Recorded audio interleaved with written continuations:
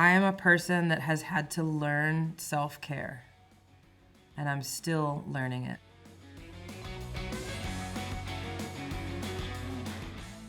She's one of the most famous singers in the world, a great performer. All right, are y'all ready to have a good time tonight? And her concerts are like circus festivals. I'm talking about Pink, of course. Hi, I'm Philip in London, and 2 years ago I was supposed to meet Pink for an interview, but we had to do it on Zoom then because she didn't actually come to London. 1 week after that interview, I get a call from her record company that Pink is actually coming to London now, whether I want to meet her and interview her again. Of course I said yes. We sat down together, talked about her album Trustfall and life in general, and it was lovely. So here she is, Pink. It's Quotable.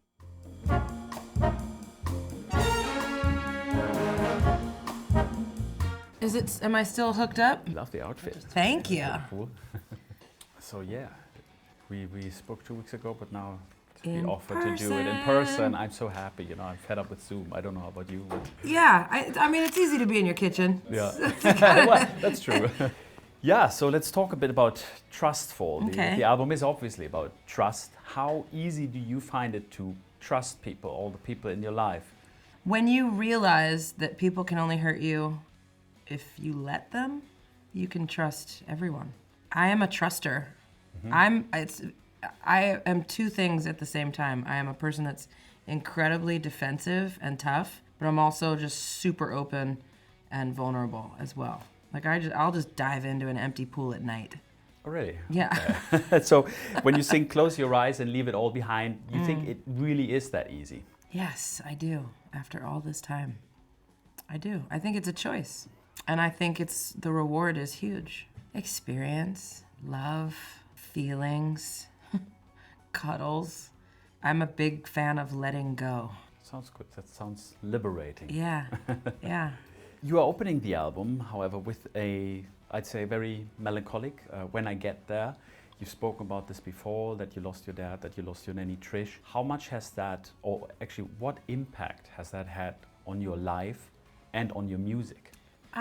I mean, life is messy and beautiful, and I've lost many people in my life from a very young age. So everything I do and feel and experience impacts my music because I write from my point of view and I put it all out there. So when I get there, I started the record with that song on purpose because I like to get the bullshit out of the way as fast as possible and just warts and all. And When I Get There is sort of an invitation to be authentic and to be open and to sit down and like have this conversation. And you have the album very well balanced, I noticed, between Yeah. the sadder songs Yeah. and the up-tempo, well, I guess ballads and bangers, the English would ballads say. and bangers. I like it. I want a T-shirt that says that.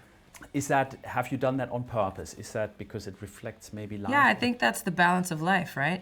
In a day, it can be so many different things. It's just a roller coaster.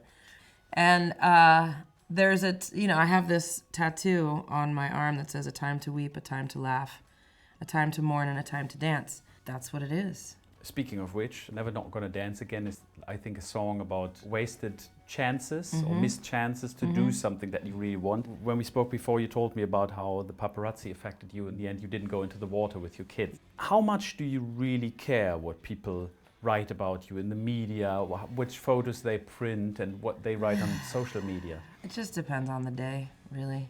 Most of the time I don't care. I live pretty freely. But, you get caught every once in a while being human. People write some pretty nasty stuff. Some of it's laughable. It's so nasty. Like, I did this thing on Twitter a long time ago where I just went on and I just put a period, just a dot. I just left it, just to see what people would say. And 25% of people were like, I hope you die, you stupid bitch. The other 25% were like, girl, me too. They thought I was saying I was on my period. And then the other 50% was like, was that a mistake? And I was like, see? Yeah. And what does it do to you when people write these nasty things? Every once in a while it hurts because it's really mean. It's also confusing because it's the same people that are saying they're a better person than me. And then they're telling me that they hope my children get hurt. So I'm not really sure how they're a better person than me or what I'm supposed to learn from them. I'm not at their house trying to hurt their children. I'm just having an opinion out here in the world. So people are frustrating. Human beings are frustrating, especially now. Everyone's so dug in and loud and annoying. Not everybody. Speaking of loud, though, you I'm live. also loud, yeah. I think you live when you're not on tour and doing things. You live a very quiet life. You live on some kind of farm, I think, or do. ranch. Yep.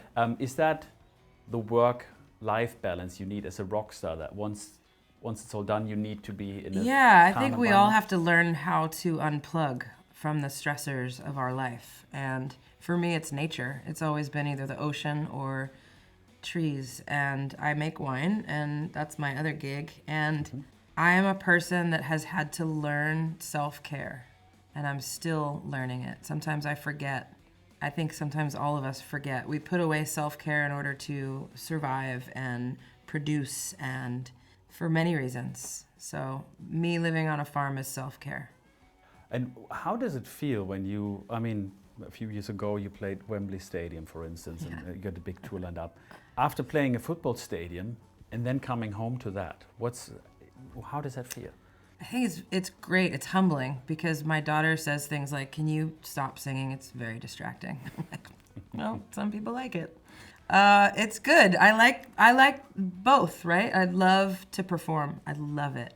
Good at it. I love it. I love my dancers and my band, and I love looking at someone and seeing a certain lyric move them to tears. Or I mean, I can see everybody in the place. And I'm also classic. If there's 10,000 people in the room, I can find the one person that's not having a good time, that probably had to drive his sister or something. And I will find you and I will stare at you until you smile.